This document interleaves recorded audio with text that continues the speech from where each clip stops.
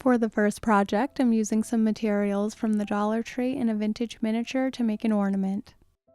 I picked up this jar-shaped ornament that's snow globe inspired. There are so many fun things we could do with this, but I'm going to start by painting this drab gray lid.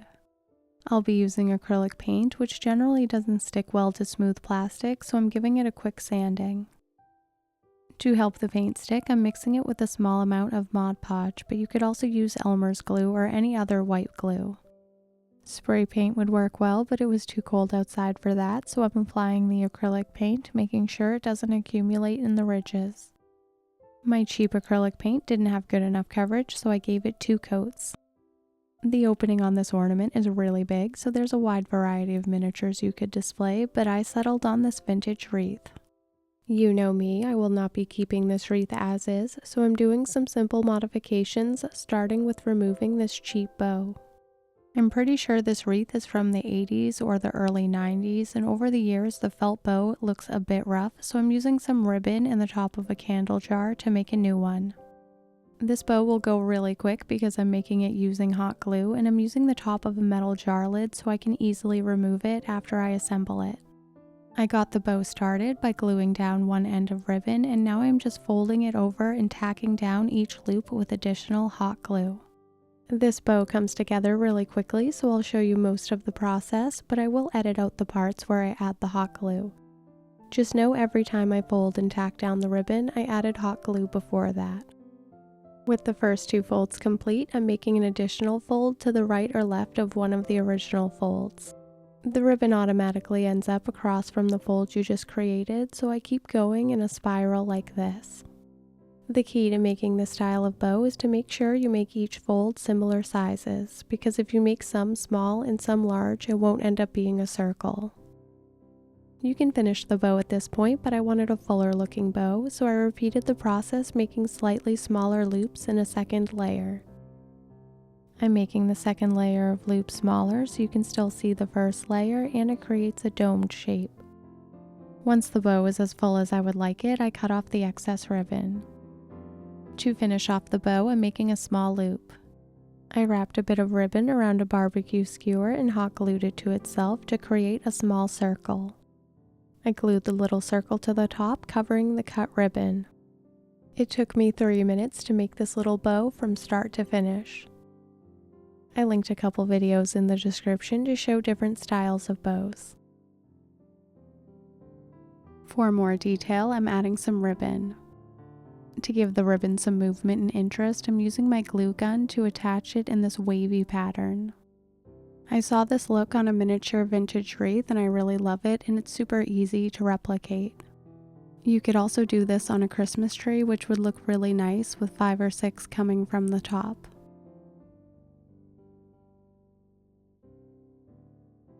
For one more detail, I'm using these small styrofoam balls that are covered in glitter that I also got from the Dollar Tree. I'm using white glue to attach these because it's way less messy and it'll actually go faster. The second video I ever made was me decorating a miniature Christmas tree, so you may recognize these from that video. You can decorate your own wreath however you'd like, but I really love how this has turned out, so I'm ready to hang it inside of the jar. I'm at the point in my miniature journey where I have a plastic organizer filled with garbage, so I'm looking through my string bin to find the perfect string for hanging. I used some hot glue to attach this little piece of string which used to hold a price tag onto something. I want the wreath hanging in the center of the ornament, so I added a glob of hot glue and stuck the string in place. I'm adding some faux snow to the jar to kind of make it look like a snow globe. To cover up the gray lid on the inside, I'm using this cut up circle of a piece of foam core from the Dollar Tree that has the paper removed. I need to leave space for the rim of the jar to fit when it's closed, so I'm trimming off a bit of the extra. This little circle of foam core serves double duty by covering up the gray bottom and also taking up a little bit of space so I can use less snow. This is the faux snow I showed in the beginning of the video that I bought from the Dollar Tree.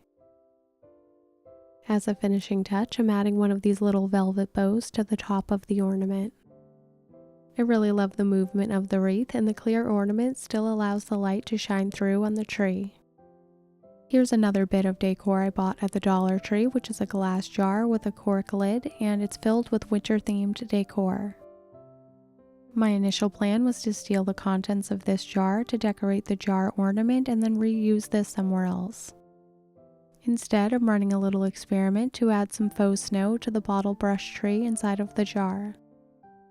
To make my DIY snow, I'm using some craft sand and faux snow from the Dollar Tree combined with some Elmer's glue.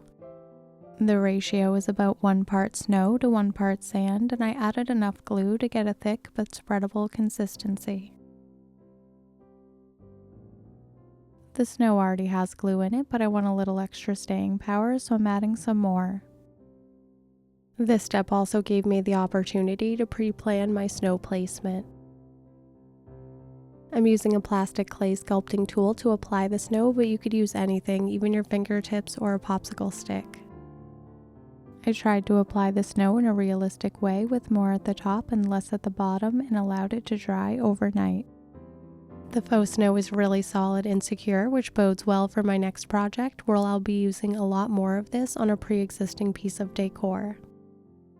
I got this really cute Christmas card or photo holder from Kohl's. It was $10.99 and 80% off. This little truck is so cute, but it says Santa's Tree Farm and it's filled with these cheesy presents, so I'm going to give it an upgrade. I'm starting by removing these oversized gifts in the back of the truck using my heat gun. I assumed they're attached with hot glue, and they are, so they came out pretty easily. It turns out the presents are just pieces of styrofoam partially wrapped in paper, but I will reuse the ribbon and bows. I'm filling the newly empty truck bed with this bottle brush tree I stole from my Christmas village. It originally came from the Dollar Tree, so I'm still on brand. After removing the faux snow base, I thought the tree was still a little too oversized, so I'm using my pliers to cut some off of the bottom. I'm moving some of the bristles out of the way and trimming it with my pliers. I'm not quite done with this tree yet, but for now I'm just gluing it in place next to the photo holder. I moved some of the bristles aside so I could center the tree near the photo holder, and now I'm just squishing them back into place to cover the line of hot glue. The front of the truck is really plain, so I came up with this adorable idea to cover it with a vintage wreath. Yet again, the old bow has got to go, and this wreath is a little too big, so I'm using my pliers to trim it down. This particular wreath is just a pipe cleaner, so it's really easy to manipulate it and change the size and shape. You can also see how easy it would be to make your own wreath with pipe cleaners. I'm not crazy about the bluish green color, so I'm stippling a bit of acrylic paint on it with a rough brush to change it to a more natural tone. The bottle brush tree is a similar color, and I kind of wish I had painted that too. For some added detail, you could also dry brush some white paint over the bristles to give it a faux snow look, kind of like the first wreath. Instead of making another bow, I'm salvaging a bow from one of the little presents. To make the bow the appropriate size, I just pull on the strings. I always like to cut a little V shape at the end of my ribbons for a little added detail. To prevent the ribbon from fraying, I'm just adding a small amount of white glue. Just like my other wreath, I added some more details with the styrofoam glitter balls. This teeny wreath came together in just a few minutes, and I think it is absolutely adorable at the front of the truck. Instead of the wreath, I could have also added a red pom-pom for Rudolph's nose and some eyelashes on the headlights. Now it's time to add some faux snow to all the painted white areas. Just like I did on the flocked tree, I'm adding a little bit of white glue before I add the snow. I wasn't sure if the white glue would hold all the faux snow to the super smooth metal, but it works really well. I tested wood glue and tacky glue on a couple areas, and that also works. I would like the snow to have dimension and make it look like there was a heavy snowfall on this truck, so I'm adding a nice little pile. I'm going around the whole truck adding white glue before I add the faux snow. I thought the hood looked a bit empty, which is why I'm adding a nice little pile of faux snow, and I really love how the snow turned out on the wreath.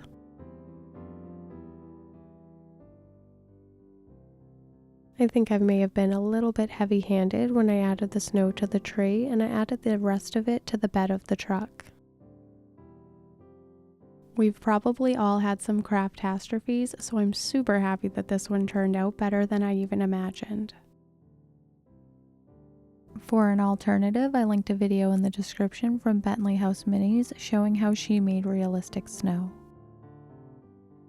As always, thank you so much for watching and happy holidays!